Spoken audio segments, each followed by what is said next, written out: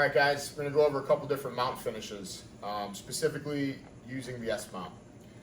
So I have to make sure that I can get my opponent's elbows away from his body, all right? If he's all, if he has T-Rex arms, he has his elbows in tight, his hands in tight, it can be difficult to start to pry his arms away when he's all balled up. So generally what I do is I use my weight and my pressure to get the response of somebody to push up. So I'll come down to a low mount where I have my hips down, I'll cross my feet, and then I start to get this this push where he's trying to alleviate, because what I'm trying to do is I'm trying to empty out his diaphragm, take all the air out. So once he starts to push up, I take one big step with my knee, making sure my knee comes up to the plane of his head. I scoop my far leg, recenter my weight, make sure that I'm positioned right over the top. Usually I could look down and see discomfort.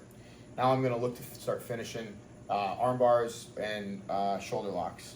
So for the arm lock, right, I come underneath, I'll post my hand, and I wanna make sure that I elongate this arm. I don't wanna be elbow deep, because then he could just bend it back down. So I take his wrist all the way up, and then I'll slide my shin over his face, squeeze my knees together, and hip in for my finish.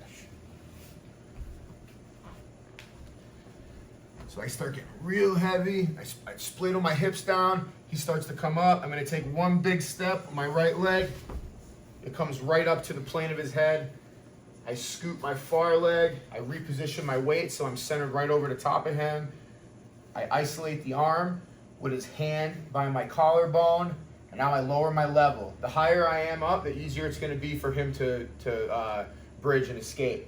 So I get real low, I post my hand, I bring my shin across his face, I squeeze my knees together really tight, and I get my tap.